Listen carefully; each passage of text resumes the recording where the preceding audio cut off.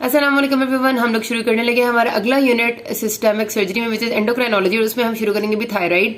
ये तस्वीर आपको एओर्टा और आर्च ऑफ एओर्टा की नजर आ रही है। तो असल में मसला ये है कि सबसे पहले मैंने आपको थायराइड ग्लैंड की उस एनाटॉमी बतानी है, और एनाटॉमी में भी ये तो सबको पता है कि वो नेक में लोकेटेड एक ग्लैंड है, उसकी पोजीशन भी आपको लिखी हुई मिल जाएगी। उसकी ब्लड सप्लाई का क्वेश्चन आता होता है, वो पूछना आपसे कि बताएं आर्टीरियल सप्लाई क्या है और आर्टीरियल सप्लाई कहाँ से आ रही है वो भी बताएं। तो मैंने इसलिए कहा कि सर आपको मैं याद करा दूं कि कहाँ से आर्टीरियल सप्लाई आती है थायराइड ग्लैंड की, ताकि आपको जहन में ताजा हो जाए। तो ये आर्च ऑफ एओर्टा है, और आर्च ऑफ एओर्टा में से आपको पता है कि 3 मेजर वेसल्स निकल रही होती है, ठीक है। One is your right brachiocephalic artery या ब्रेकियोकेफलिक ट्रंक कहते हैं इसको, जिसमें से 2 मेजर निकलती हैं, right subclavian and right common carotid, ठीक है। और लेफ्ट साइड के लिए लेफ्ट कॉमन कैरोटिड एक निकलती है और लेफ्ट सबक्लेवियन, ठीक है। तो ये 2 कॉमन कैरोटिड और सबक्लेवियन लेफ्ट साइड के लिए अलग अलग से निकलती हैं, और यहाँ राइट साइड के लिए एक ही होती है ब्रेकियोकेफलिक आर्टरी, जो इन्हीं दोनों में डिवाइड कर जाती है, ठीक है। अब इसमें से हमारे पास एक ही ब्रेकियोकेफलिक आर्टरी आपने याद रखनी है, क्योंकि एक थायराइड ग्लैंड को जो ब्रांच सप्लाई करती है वो यहाँ से निकलती है, ठीक है। थायराइड ग्लैंड के लिए भी मैं आगे आपको दूसरी तस्वीर में दिखाती हूँ। फिर हमारे पास ये जो आपकी सब क्लेवियन आर्टरी है, एक थायराइड ग्लैंड को ब्रांच सप्लाई करने के लिए इधर से निकलेगी, ठीक है। राइट और लेफ्ट दोनों साइड्स की, दोनों साइड ऑफ ग्लैंड को सप्लाई करेगी। एक इधर से निकलती है, एक इधर से निकलती है, और जो तीसरी होती है वो हमारे पास जो कॉमन कैरोटिड्स है ना, दोनों राइट कॉमन कैरोटिड और लेफ्ट कॉमन कैरोटिड, ये जाके डिवाइड हो जाते हैं एक्सटर्नल और इंटरनल कैरोटिड में। ये भी डिवाइड होती है, ये भी डिवाइड होती है। उसमें से जो एक्सटर्नल कैरोटिड है, तीसरी ब्रांच थायराइड को सप्लाई करने के लिए वहां से निकलती है, ठीक है। तो 3 ब्रांचेस हैं जो थायराइड को सप्लाई करती है। थायराइड ग्लैंड को दिखाती हूँ, ये देख लें जी, आपका थायराइड ग्लैंड पड़ा हुआ है, ठीक है। ये आपका लोअर पोर्शन ऑफ नेक में होता है, just above the sternal notch है, और इसके 2 लोब्स हैं, एक इस्थमस होता है। इसको 3 ब्रांचेस, 3 आर्टरी सप्लाई करती हैं। सुपीरियर थायराइड आर्टरी होती है एक आपकी, ठीक है। फिर होती है एक इंफीरियर थायराइड आर्टरी, और तीसरी होती है थायराइड इमा आर्टरी, ठीक है। सुपीरियर, मिडल और इंफीरियर नहीं होती, सुपीरियर, इंफीरियर एंड थायराइड इमा आर्टरी। अब हमारे पास जो सुपीरियर थायराइड आर्टरी है ये निकल के आ रही है, this is from external carotid. मैंने आपको बताया था ना, कॉमन कैरोटिड एक्सटर्नल में डिवाइड होगी। तो एक्सटर्नल कैरोटिड की एक ब्रांच होती है सुपीरियर थायराइड आर्टरी, जो आके इसको अपर लोब को सप्लाई करती है। फिर आपकी जो मैंने भी आपको बताया था कि आपका जो सबक्लेवियन आर्टरी मैंने आपको दिखाई थी, जैसे अब ये यहाँ से देख लें, दिस इज योर ब्रेकियोकेफलिक ट्रंक है, जो पीछे आर्टरी में से एक मेजर ब्रांच निकली है, ब्रेकियोकेफलिक ट्रंक है। ये उसकी है राइट सबक्लेवियन ब्रांच, ये जो पीछे जा रही है, और ये आपकी है कॉमन कैरोटिड, ठीक होगी। अच्छा, अब ये जो आपका ये आपकी राइट सबक्लेवियन है, सबक्लेवियन में से एक ब्रांच निकलती है विच इज योर बेसिकली, हम ये भी कह सकते हैं सबक्लेवियन में से निकलती है, और हम ये भी कह सकते हैं कि ब्रेकियोकेफलिक ट्रंक में से निकलती है, ठीक है। अच्छा, जो ब्रेकियोकेफलिक ट्रंक है इधर से जो निकलती है वो आपकी थायराइड इमा आर्टरी है, वो इन्होंने यहाँ पर शो नहीं की हुई, ठीक है। थायराइड इमा आर्टरी निकलती है इस ब्रेकियोकेफलिक ट्रंक में से। और जो आपकी सब क्लेवियन में से निकलती है, सब क्लेवियन में से कभी कभार डायरेक्टली निकलती है, और कभी कभार जो सब क्लेवियन की मजीद एक ब्रांच होती है थायरोसर्वाइकल ट्रंक, उसमें से निकलती है। यहाँ पर इन्होंने डायरेक्ट सब क्लेवियन में से दिखाई हुई है, ठीक है। ये देखें, ये इंफीरियर थायराइड आर्टरी है। तो 3 जो थायराइड की ब्रांचेस होगी, एक आ गई आपकी एक्सटर्नल कैरोटिड से, एक आ गई आपकी डायरेक्ट इस थायराइड इमा आर्टरी आ गई आपकी इस थायरोसर्वाइकल ट्रंक से, और सॉरी ब्रेकियोकेफलिक ट्रंक से, और तीसरी आपकी आ गई जो इंफीरियर थायराइड थी, वो ये आपको निकलती हुई नजर आ रही है, विच इज फ्रॉम सब क्लेवियन या फिर थायरोसर्वाइकल ट्रंक। तो ये आपकी 3 ब्रांचेस आपने याद रखनी है। मैंने आपको थोड़ा सा एनाटॉमी का ओवरव्यू दे दिया। उसके अलावा वीनस ड्रेनेज सुपीरियर, मिडल और इंफीरियर थायराइड वेन से होती है, वो भी इन्हीं की ब्रांचेस होती हैं, उनको कोई पूछता नहीं है। इंपॉर्टेंट बात उसके बाद है नर्व सप्लाई की। तो थायराइड ग्लैंड की नर्व सप्लाई, अपनी नर्व सप्लाई नहीं, इसके रिलेशन में जो नर्व्स पड़ी हुई है वो ज्यादा इंपॉर्टेंट है, इसलिए क्योंकि आपको पता है कि पीछे ही इसके एक्सटर्नल लैरेंजियल और रिकरेंट लैरेंजियल नर्व्स हैं, दोनों आपकी वेगस की ब्रांचेस होती हैं, और दोनों बहुत इंपॉर्टेंट है, क्योंकि आपके जो रिकरेंट लैरेंजियल नर्व्स है वो आपके सारे मसल्स यानी सारे वोकल कॉर्ड्स को, जो आपका muscles of your phonation and सब कुछ है, उनको सप्लाई करती है, एक्सेप्ट क्रीकोथायराइड मसल। और जो क्रीकोथायराइड मसल है उसको सप्लाई करती है एक्सटर्नल लैरेंजियल नर्व। तो इस वजह से ये दोनों नर्व्स, अगर आपकी रिकरेंट लैरेंजियल एक्सटर्नल लैरेंजियल में से कोई भी डैमेज हो जाती है, तो you can have severe complication related to your voice, related to your breathing, because जाहिर है वोकल कॉर्ड्स अगर दोनों खुलेंगे ही नहीं तो आप सांस भी नहीं ले सकेंगे, ठीक है। तो इसलिए बड़ी इंपॉर्टेंट दोनों नर्व्स हैं। तो ये उसके पीछे से गुजरी जाती है, आपने याद रखनी है, आपसे पूछते भी होते हैं। और सबसे common nerve to damage in thyroid surgery external laryngeal nerve है। बच्चे रिकरेंट बोल देते हैं, रिकरेंट ज्यादा मॉर्बिडिटी कॉज करती है, क्योंकि रिकरेंट लैरेंजियल नर्व सारे मसल्स को सप्लाई कर रही है ना, जो आपके सारे मसल्स ऑफ फोनेशन और वोकल कॉर्ड्स के सारे आसपास मसल्स हैं, उन सबको रिकरेंट सप्लाई कर रही होती है, एक के अलावा। तो रिकरेंट की मॉर्बिडिटी ज्यादा होती है, लेकिन ज्यादा कॉमनली इंजर्ड होती है वो एक्सटर्नल लैरेंजियल होती है, ठीक हो गया। अब चलते हैं इसकी अगली कहानी पे। अच्छा जी, तो आफ्टर थोड़ी सी आपकी जो एनाटॉमी थी, मेनली आपको बस आर्टीरियल सप्लाई से याद होनी चाहिए कि वो आपसे ना पूछते होते हैं। उसके बाद अब हम करते हैं हमारा अगला काम जो कि है इन्वेस्टिगेशन ऑफ थायराइड। जैसे थायराइड ग्लैंड से रिलेटेड कौन कौन सी हमने जब भी इसकी आएगी कोई भी आता है मसला तो हम कौन कौन सी इन्वेस्टिगेशन कराते हैं। हर मसले में सारी इन्वेस्टिगेशन पहली बात नहीं कराते होते। मैं आपको बताऊंगी कि कौन से में क्या करानी है, क्योंकि आपकी इंडिकेशंस होती है और आपसे फिर जब आप एग्जाम होता है तो डेफिनेटली तो पूछते हैं कि भाई ये वाली आप क्यों कराना चाह रहे हैं, तो आपको रीजन पता होनी चाहिए। अच्छा, अब आपका जो थायराइड हार्मोन की सिंथेसिस का प्रोसेस है वो बीच में आपको पता ही है, उसको मैं दोबारा से नहीं रिवाइज करी कि एग्जैक्टली क्या होता है, लेकिन जहां जरूरत पड़ेगी आई टेल यू। अच्छा, सबसे पहले हमारे पास होता है, सिंपल सी बात है कि जब भी हमारे पास किसी को हमें लगेगा कि थायराइड हार्मोन का मसला है और कोई इम्बैलेंस चल रही है, थायराइड ग्लैंड की एबनॉर्मेलिटी है, तो हमने ये तो करानी ही करानी है serum TSH and serum T3 and T4। आप अच्छे से जानते हैं कि TSH थायराइड स्टिमुलेटिंग हार्मोन जो रिलीज होता है आपके ऊपर पिट्यूटरी ग्लैंड से, और वो आकर जब स्टिमुलेट करता है हमारे थायराइड ग्लैंड को, तो थायराइड ग्लैंड उस हार्मोन के स्टिमुलेशन के रिजल्ट में T3 and T4 hormone secrete करता है। और T3 T4 आपके मेन थायराइड के हार्मोन्स हैं जो कि आपका सारा मेटाबॉलिज्म और सारा फंक्शंस जो कि इनके हैं वो परफॉर्म करते हैं। ठीक है, तो ये तीनों के लेवल्स इंतहाई इंपॉर्टेंट होते हैं, क्योंकि डेफिनेट सी बात है कि अगर कोई ऐसी कंडीशन है जिसमें हाइपरथायराइडिज्म हुआ है, हाइपरथायराइडिज्म का मतलब है कि T3 T4 का लेवल इंक्रीज हो गया, तो जब इनका लेवल इंक्रीज हो जाता है तो नेचुरली जो आपका फीडबैक मैकेनिज्म है उसके जरिए TSH डिप्रेस हो जाता है। तो जाहिर सी बात है कि उसमें आपका T3 T4 ज्यादा आएगा और TSH डिप्रेस आएगा, तो आपको पता चलेगा दिस इज हाइपरथायराइडिज्म। ठीक है, जो कि प्राइमरीली थायराइड में मसले की वजह से कोई प्रॉब्लम चल रही है, मतलब वो क्या है वो तो बाद में हम सोचते हैं। उसके बाद अगर आपके पास T3 T4 का लेवल डिक्रीज होगा तो रिफ्लेक्स मैकेनिज्म के जरिए TSH इंक्रीज हो जाएगा। इसका मतलब होता है कि पेशेंट को हाइपोथायराइडिज्म चल रहा है, कोई भी मसला जो भी है, लेकिन पीछे से TSH कह रहे हैं कि सिक्रीट हो, लेकिन T3 T4 नहीं बन रही। आयोडीन डेफिशिएंसी से हो सकता है, ऑटो इम्यून कंडीशन की वजह से हो सकता है, देयर आर मेनी रीजंस, लेकिन बहरहाल ऐसा होता है।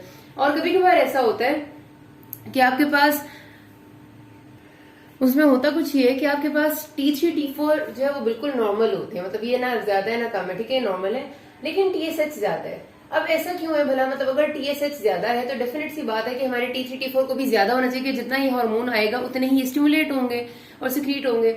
और अगर ये हार्मोन ज्यादा आ रहा है तो T3 T4 को ज्यादा स्टिमुलेट होना चाहिए। ठीक है, और अगर नहीं हो रहे, मतलब कोई मसला है इनके अंदर, तो फिर इनको, मतलब सपोज जिस तरह होता है ऑटो इम्यून थायराइडाइटिस डिजीजेज है हमारे पास, हशीमोटोस है, उसमें क्या होता है, मैंने भी आपको बताया कि T3 T4 नहीं बन रहे होते क्योंकि एंटीबॉडीज इनको बनने नहीं दे रही। TSH आ रहा है लेकिन ये नहीं बन रहे, तो इनका लेवल डिक्रीज हो जाना चाहिए। अब ये क्या बात हुई कि TSH बहुत ज्यादा है लेकिन T3 T4 नॉर्मल है, ये इस बात की इंडिकेशन होती है कि thyroid gland is going to be fail या फिर फेलियर में जा रहा है, कुछ अरसे में ये बिल्कुल आपका खत्म हो जाएगा, फेल हो जाएगा टोटली। क्योंकि जब आपके पास अगर नॉर्मल लेवल्स है और TSH ज्यादा, इसका मतलब TSH कह रहे हैं उसे कि मैं आ रहा हूं, तो मैं चाह रहा हूं कि मैं रिसेप्टर्स पे अपने लगूं, ये थायराइड ग्लैंड है, थायराइड ग्लैंड पे TSH के रिसेप्टर्स है, तो TSH आता है, वो रिसेप्टर्स पे लगना चाह रहा है ताकि T3 T4 जो है वो सिक्रीट हो, लेकिन वो रिसेप्टर पे नहीं लग पा रहा, वो रिसेप्टर पे नहीं लग पा रहा, वो T3 T4 की सिक्रीशन को स्टिमुलेट नहीं कर रहा। अभी T3 T4 नॉर्मल इस वजह से है क्योंकि जो थायराइड ग्लैंड जब फेल हो रहा होता है ना, तो इसका मतलब है कि सेल्स का नेक्रोसिस हो रहा है, सेल्स डाई कर रहे हैं, जो स्टोर्ड T3 T4 है वो आराम आराम से भी रिलीज हो रहा है, तो गुजारा चल रहा है। लेकिन TSH नया आकर मजीद T3 T4 की सिंथेसिस को स्टिमुलेट नहीं कर पा रहा, इसलिए TSH ज्यादा से ज्यादा सिक्रीट करिए बॉडी के, वो जाके लगे और वो T3 T4 की सिंथेसिस को स्टिमुलेट करे, लेकिन वो नहीं कर पा रहा। तो इस वजह से हमारे पास ये कंडीशन शो करती है कि thyroid gland is going to be going in failure. ठीक है, कि T3 T4 नॉर्मल है, और वो नॉर्मल इस वजह से कि अभी वो थोड़ा बहुत जो ग्लैंड बचा हुआ था उसमें स्टोर्ड अमाउंट है वो सिक्रीट हो रही है, जब खत्म हो जाएगी तो ये लो हो जाएंगी। ठीक है, अच्छा, अब हमारे पास अगली इंपॉर्टेंट तरीन बात आती है, और ये कंडीशन होती है T3 टॉक्सिसिटी की। T3 टॉक्सिसिटी वो कंडीशन होती है जिसमें हमारे पास T4 बिल्कुल नॉर्मल होता है, TSH भी बिल्कुल नॉर्मल होता है, मतलब TSH बेचारा नॉर्मल सिक्रीट हो रहा है, उसने किसी को कुछ नहीं कहा, या फिर बल्कि डिक्रीज ही हो जाता है थोड़ा बहुत, लेकिन T3 बहुत ज्यादा होता है। ये अकेला T3 हार्मोन की टॉक्सिसिटी होती है कि ये सिर्फ अकेला सिक्रीट हो रहा है, इसकी भी डिफरेंट कॉजेज है, लेकिन इसकी डिटेल में जाने की हमें इतनी जरूरत नहीं है, हम आगे चलते हैं। अच्छा, थायराइड ग्लैंड की ऑटो एंटीबॉडीज अब दो तरह की होती हैं, ये सारी बातें हमने पैथोलॉजी में पढ़ी है, मैं जरा सा आपको रिवाइज करा देती हूँ। हमारे पास थायराइड हार्मोन्स या थायरोक्सिन वगैरह के सिंथेसिस के लिए हमारे पास एक तो आयोडीन होना बहुत जरूरी है, आपको पता है आयोडीन के बगैर ये नहीं सिंथेसाइज होते, और फिर इस आयोडीन को डिफरेंट तरह से जाहिर हमने कन्वर्ट भी करना होता है, क्योंकि सबसे पहले जब हमारे पास आते हैं तो ये आयोडीन आयोडाइड की फॉर्म में होती है। ठीक है, और इसको आयोडाइड से आयोडीन में कन्वर्ट करने के लिए ग्लैंड के पास एक एंजाइम होता है, thyroid peroxidase enzyme, TPO enzyme होता है। ठीक है, ये एंजाइम आयोडाइड को आयोडीन में कन्वर्ट करता है ग्लैंड के अंदर ही, और वो आयोडीन फिर जो है वो हार्मोन की सिंथेसिस कराती है।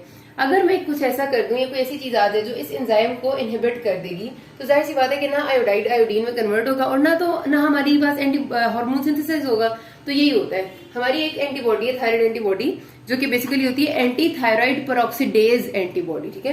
तो एंटी थायराइड पेरोक्सीडेज का मतलब ये कि ये जाके इस एंजाइम को खत्म कर देती है और ना कन्वर्जन होती है, ना हार्मोन सिंथेसाइज होता है। तो पेशेंट का टीएसएच इस कंडीशन में बहुत ज्यादा हो जाता है और T3T4 डिक्रीज हो जाते हैं क्योंकि वो सिंथेसाइज नहीं हो पा रहे। तो this is a kind of auto immune disease जिसमें आपका जो हाइपोथायराइडिज्म हुआ होता है, ठीक है, हाशिमोटोस भी कहते हैं इसको। तो ये तो हो गई कि आपकी एंटी थायराइड पेरोक्सीडेज, और फिर आपकी थायरोग्लोबुलिन जो आपका कंपोनेंट है उसके अगेंस्ट में एंटीबॉडीज आ जाती है जिनको एंटी थायरोग्लोबुलिन कहते हैं। वो भी आपकी सिंथेसिस के प्रोसेस में थायरोग्लोबुलिन इन्वॉल्व होती है और इस सिंथेसिस को रोक देंगी तो जाहिर सी बात है T3T4 सिंथेसाइज नहीं हो सकेंगे। तो दोनों एंटीबॉडीज जो है ना, एंटी थायराइड पेरोक्सीडेज और एंटी थायरोग्लोबुलिन, ये दोनों हाशिमोटोस थायराइडाइटिस में आ जाती हैं। तो आपने क्या करना होता है, जब हमारे पास आता है पेशेंट का कोई हाइपोथायराइडिज्म का, हम पहले उसका सीरम T3 TSH T3T4 कराते हैं और उसके साथ ही हम उसकी थायराइड ऑटो एंटीबॉडीज भी करा लेते हैं। चलिए अभी इसका आपको बताती हूँ कि उसकी जाहिर ग्लैंड की शक्ल पे भी डिपेंड करते हैं कि हम क्या कराएंगे, लेकिन एंटीबॉडीज हम करा ले जाते हैं ताकि हमें पता चल जाए कि इधर ये एंटीबॉडी मीडिएटेड है या नहीं है। अच्छा, फिर एक एंटीबॉडी आपकी होती है जिसको हम कहते हैं थायराइड रिसेप्टर एंटीबॉडी। अब ये थोड़ी सी डिफरेंट है, याद रखना।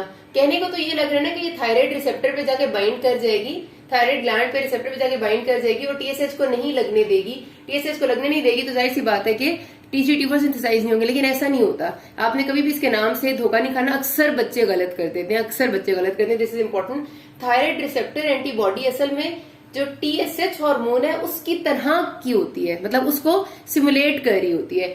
थायराइड रिसेप्टर एंटीबॉडी आती है जब हमारी बॉडी में जब एंटीबॉडी बनने लग जाती है तो ये जाती है और ये टीएसएच के रिसेप्टर पे जाके लग जाती है और टीएसएच जैसा एक्शन करती है और बॉडी को ये लगता है, ये हमारे ग्लैंड को ये लगता है कि टीएसएच ही आके लगा है, टीएसएच की तरह उसको एक्सेप्ट करता है और उसके रिजल्ट में क्या होगा, T3T4 सिंथेसाइज करने लग जाएगा।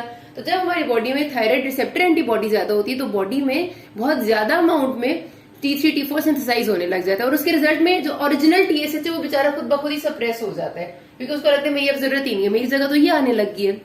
तो ऐसी कंडीशन में पेशेंट्स हमेशा हाइपरथायराइडिज्म के साथ प्रेजेंट करते हैं क्योंकि उनकी बॉडी में एक्सेसिव T3T4 होता है और ये एंटीबॉडी टीएसएच की जगह जाकर वहां पर चिपकती जा रही होती है और सिंथेसाइज करा रही होती है। तो ये 3 एंटीबॉडीज हैं, चाहे हाइपर का पेशेंट हो चाहे हाइपो का पेशेंट हो, हम हमेशा एंटीबॉडीज कराते हैं, ठीक होगा। अगली जो चीजें हैं ना वो सोच समझ के करानी है। अल्ट्रासाउंड हमेशा एक सॉलिड को सिस्टिक मैस से डिफरेंशिएट करता है।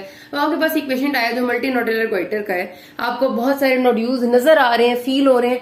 अब आप उसका अल्ट्रासाउंड कराने का कोई खास मकसद नहीं है ना, आपको नजर आ रहा है कि ऐसा नहीं मल्टी नोडुलर का तो आप चलो फिर भी करा लें, आपको पता चल जाएगा कि सॉलिड है या सिस्टिक है। आप समझ लें सिंगल डिस्क्रीट नोड्यूल है। अब सिंगल डिस्क्रीट नोड्यूल को हाली अल्ट्रासाउंड से आप क्या इन्फॉर्मेशन लेना चाहते हैं कि वो सॉलिड है या सिस्टिक है, उससे बेहतर है कि आप उसकी एफएनएसी करा ले ताकि आपको डिटेल में पता चल जाएगा कि अंदर उसके है क्या, वो आपको सॉलिड सिस्टिक का भी पता चल जाएगा। तो इस वजह से अल्ट्रासाउंड भी आपका सिर्फ सॉलिड और सिस्टिक मैस को डिफरेंशिएट करने में हेल्प करता है। और वैसे आपको बता देते हैं कि पैराथायराइड की लोकेशन क्या है, लिम्फ नोड्स कैसे हैं, लेकिन मेनली हम इसको मल्टी नोडुलर गोइटर में इस्तेमाल कर लेते हैं।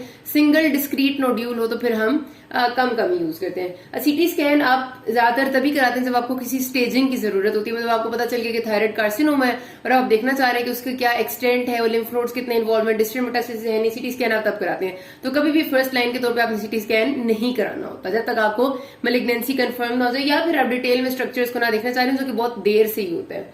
अच्छा, रेडियो आइसोटोप स्कैन, ये रेडियो आइसोटोप स्कैन ना बड़ा इंपॉर्टेंट है क्योंकि इसमें हम क्या करते हैं कि हम एक जो रेडियो एक्टिव आइसोटोप है उसके आयोडीन के साथ हम रेडियो एक्टिव आइसोटोप को चिपका देते हैं और उसके बाद हम वो बंदे को देते हैं। जब बंदा वो ले लेगा तो जाहिर सी बात है कि हमारे पास आयोडीन जो है वो हमारा थायराइड ग्लैंड सारे आयोडीन को ट्रैप कर लेता है। तो हमारे थायराइड ग्लैंड जब सारी आयोडीन को ट्रैप करेगा वो रेडियो लेबल्ड होगी, वो रेडियो लेबल्ड आयोडीन कोई रेज इमिट करेगी, वो रेज हम देख लेंगे। तो उससे हमें पता चल जाएगा कि क्या हमारा थायराइड ग्लैंड जरूरत से ज्यादा आयोडीन ले रहे हैं, क्या वो जरूरत से कम आयोडीन ले रहे हैं, या क्या वो नॉर्मल आयोडीन ले रहे हैं, या थायराइड ग्लैंड का कौन सा पोर्शन है जो कि नॉर्मल ले रहा है, कौन सा ज्यादा ले रहा है, कौन सा कम ले रहा है, सब कुछ हमें पता चल जाता है। इस तरह से तस्वीर आती है, आपकी बुक में बड़ी अच्छी बनी हुई है कि आपको इससे पता चलता है। सपोज ये आपका एक लोब है, ये आपका दूसरा लोब है, ठीक है, मैं जरा ऐसे करके बना रही हूँ, ये आपके 2 लोब्स हो गए। अगर आपका जो रेज आएंगी या जो तस्वीर आएगी आपके पास, ठीक है, अब हमने एक पेशेंट को रेडियो लेबल्ड आयोडीन दे दी और हम अब देख रहे हैं कि हमारा थायराइड ग्लैंड उस आयोडीन को कितना लेता है। एक नॉर्मल थायराइड ग्लैंड के दोनों लोब्स इतनी तस्वीर बनाते हैं, मतलब इतनी आयोडीन वो ले लेंगे और जिस दोनों लोब्स की पिक्चर बन गई। अब अगर मेरे पास एक ग्लैंड में सपोज करते हैं कि कोई नोड्यूल है थायराइड का और वो नोड्यूल मुस्तकिल एक्टिव है, एक्टिव नोड्यूल अगर कोई होगा तो ही वो ज्यादा से ज्यादा आयोडीन ले लेगा ना, क्योंकि वो चाहेगा कि मेरे पास ज्यादा आयोडीन आए तो मैं ज्यादा सिंथेसाइज कर लूं हार्मोन्स। अगर कोई नोड्यूल इनएक्टिव है, वो सिंथेसाइज करना ही नहीं चाह रहा, वो खाली बना हुआ है, तो जाहिर है वो आयोडीन नहीं लेगा। तो अब हमारे पास अगर तस्वीर में आ गया, अब तस्वीर ऐसी, ठीक है, एक ग्लैंड आपको इतना बड़ा मिला है तस्वीर में और दूसरा उतना ही जितना नॉर्मल होता है। इसका मतलब ये है कि ये वाला ग्लैंड इस वक्त हुआ हुआ हाइपर एक्टिव और इसको हम कहते हैं हॉट नोड्यूल, ठीक है। थायराइड का हॉट नोड्यूल होता है क्योंकि जो एक्टिव होता है, जो मुसलसल आयोडीन ले रहा है और ज्यादा हार्मोन सिंथेसाइज करे, that is a hot nodule. अगर हमारे पास पिक्चर आती है सेम ऐसी ही, नोड्यूल है लेकिन जो आपकी आयोडीन इनटेक की पिक्चर है वो सेम ऐसी आई है, इसका मतलब हमारा नोड्यूल वार्म नोड्यूल है। वार्म नोड्यूल वो नोड्यूल होता है जो कि ना ज्यादा ले रहे ना कम ले रहे, बिल्कुल थायराइड ग्लैंड जितनी ही ले रहा है, तो वो बिल्कुल नॉर्मल पिक्चर बनाता है। अगर मेरे पास पिक्चर ऐसी आती है, यहाँ बनाती हूँ, ठीक है, एक ग्लैंड मेरे पास इतना आएगा और दूसरा नॉर्मल आएगा, इसका मतलब है कि जो नोड्यूल यहाँ पर बना हुआ है उसने नॉर्मल थायराइड ग्लैंड भी जितनी आयोडीन ले रहा था उसको भी सप्रेस कर दिया, that is a cold nodule, ठीक है। तो आपके पास वार्म, हॉट और कोल्ड आपके पास वैरायटी आ जाती है और फिर आपका रिस्पॉन्स तीनों का डिफरेंट होता है, ट्रीटमेंट डिफरेंट होती है। तो इसलिए आप रेडियो आइसोटोप स्कैन कराते हैं टू चेक कि आपके नोड्यूल किस तरह से। ज्यादातर आपका ये हम तब कराते हैं जब आपके पास पेशेंट को टॉक्सिक सिम्टम्स हो, ठीक है। अगर आपके पास एक सिंपल पेशेंट आया जो सिंपल गॉइटर का है, मतलब कह रहे हैं कि मेरा थायराइड ग्लैंड इनलार्ज है और मुझे इसका मतलब कॉस्मेटिकली अच्छा नहीं लगता और उसको थायरोटॉक्सिकोसिस के कोई सिम्टम्स नहीं, मतलब उसका कोई आई साइंस नहीं है, अभी हम आगे बात करेंगे सब चीजों की, आई साइंस होंगे, मायोपैथीज होंगी, या फिर जो आपकी पैल्पिटेशन, स्वेटिंग, डिस्नी, आपको पता है थायराइड ग्लैंड की हाइपरटॉक्सिसिटी जो होती है उसके साइंस क्या क्या होते हैं, अभी आगे हम बात भी करेंगे।